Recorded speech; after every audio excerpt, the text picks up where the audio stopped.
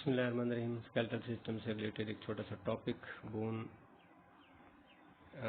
Healing process. Bones हमारे जिस्म का ढांचा बनाती हैं और सपोर्ट फ्राहम करती हैं और प्रोटेक्शन देती हैं। तो लिहाजा बोन्स को बनाने और मेंटेन रखने के लिए 4 किस्म के सेल्स बड़ा अहम किरदार अदा करते हैं। हम इनको बारी बारी डिस्कस करते हैं। फर्स्ट ऑफ ऑल हमारे पास है ऑस्टियोब्लास्ट।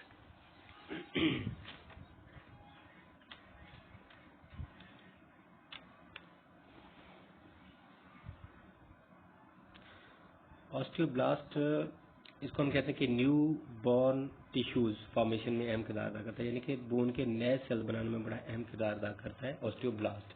नंबर 2 पे है हमारे पास ऑस्टियोक्लास्ट। ये तबाही वाले सेल्स भी इनको कहा जाता है कि ये अनवांटेड गैर जरूरी टिश्यूज और सेल्स अगर बोन पे इकट्ठे हो गए हैं तो उनको बड़ी महारत से रिमूव करता है ऑस्टियोक्लास्ट। नंबर 3 पे हमारे ऑस्टियोजेनिक्स कह लें इनको, या कॉन्ड्रोब्लास्ट और फिब्रोब्लास्ट हैं। कॉन्ड्रोब्लास्ट सेल्स कोलेजन प्रोटीन की फॉर्मेशन करते हैं और फिब्रोब्लास्ट कार्टिलेज बनाते हैं। फिब्रोब्लास्ट कोलेजन प्रोटीन बनाते हैं और कॉन्ड्रोब्लास्ट कार्टिलेज बनाते हैं।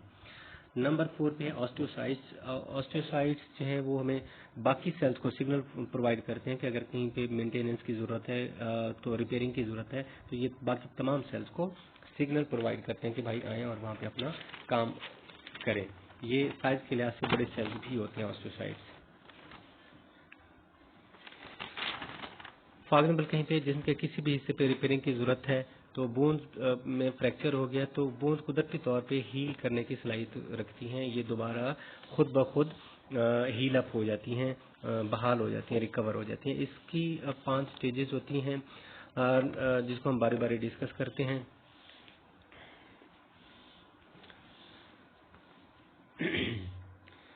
नंबर 1 स्टेज हमारे पास है हेमाटोमा फॉर्मेशन। फ्रैक्चर वाली जगह के ऊपर जैसे ही बोन टूटती है तो वहाँ पे कैपिलरीज भी ब्रेक हो जाती हैं और वहाँ से उनसे कैपिलरीज से खून रिसना शुरू हो जाता है, और खून जैसे ही कैपिलरी से बाहर आता है तो वहाँ पे जमना शुरू हो जाता है, एक क्लॉट की शक्ल अख्तियार कर लेता है, जिसको हम बायोलॉजिकल ज़बान में हम कहते हैं हेमाटोमा फॉर्मेशन। हेमाटोमा बनने के बाद दूसरी स्टेज हमारे पास आ जाती है इन्फ्लेमेशन। हेमाटोमा बन गया, लिहाजा वहाँ पे वाइट ब्लड सेल्स को पता चला, वो वहाँ पे इकट्ठा होना शुरू हो जाते हैं और जो डेड सेल्स हमारे खून के हैं उनको भी वो खाना शुरू कर देते हैं। और इसके अलावा अगर वहाँ पे जर्म्स वगैरह आ गए हैं तो उन जर्म्स को भी वाइट ब्लड सेल्स ख़त्म कर देते हैं, तबाह कर देते हैं। इस दौरान बोन में फ्रैक्चर वाली जगह के ऊपर एक थोड़ी सी गर्माहट महसूस होती है और इसके अलावा पेन महसूस होता है। तो इस स्टेज को हम कहते हैं इन्फ्लेमेशन। नेक्स्ट हमारा स्टेज है नंबर 3 पे सॉफ्ट कैलिस फॉर्मेशन।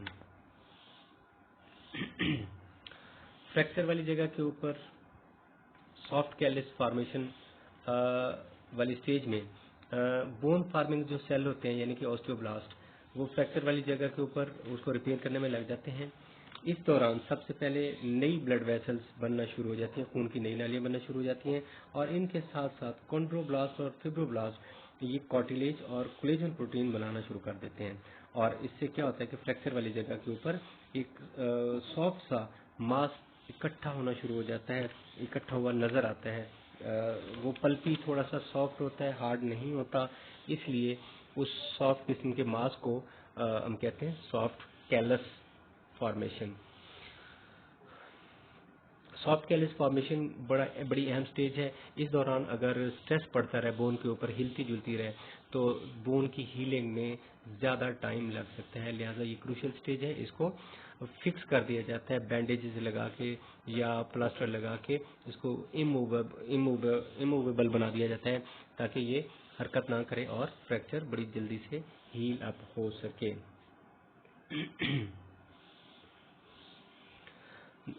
नंबर 4 है हमारे पास stage hard callus formation. Soft callus बनने के बाद ये अगला प्रोसेस स्टार्ट हो जाता है। फ्रैक्चर होने के तकरीबन 3 हफ्ते बाद सॉफ्ट कैलस जो है वो हार्ड कैलस में तब्दील होना शुरू हो जाता है। सॉफ्ट कैलस को हार्ड कैलस में तब्दील करने के लिए हमारे पास मौजूद ऑस्टियोब्लास्ट सेल बहुत ही अहम किरदार अदा करते हैं। ये सेल्स कैल्शियम और फास्फोरस को सॉफ्ट कैलस में इकट्ठा करना शुरू कर देते हैं।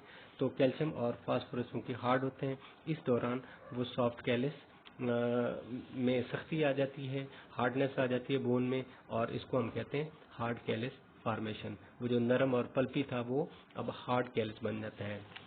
लास्ट स्टेज है हमारी रीमॉडलिंग स्टेज, कि बून जैसे पहले थी वैसी की वैसी ही हो जाए। तो फ्रैक्चर के तकरीबन 2 से 3 महीने बाद ये स्टेज शुरू होती है, और इस स्टेज में ऑस्टियोक्लास्ट तबाही वाले सेल्स जो हैं बड़ा अहम किरदार अदा करते हैं।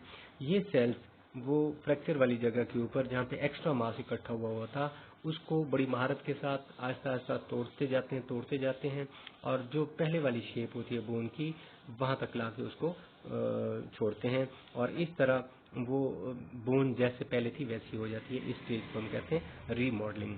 रीमॉडलिंग भी बड़ी अहम स्टेज है, इसमें कई साल भी लग जाते हैं, और ये डिपेंड कर रहा होता है कि रीमॉडलिंग या बोन फ्रैक्चर दोबारा से हड्डी वैसी की वैसी हो जाए। ये चीज़ डिपेंड करती है कि आपका फ्रैक्चर कहाँ पे हुआ है, किस नौयत का है, किस हड्डी में हुआ है।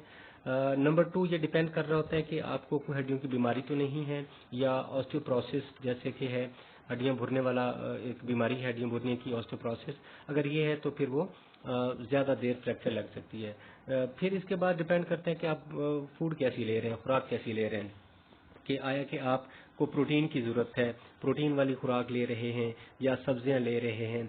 तो प्रोटीन वाली खुराक लेंगे, गोश्त और कीमा वगैरह खाएंगे तो उससे जल्दी हील अप हो जाएगा फ्रैक्चर।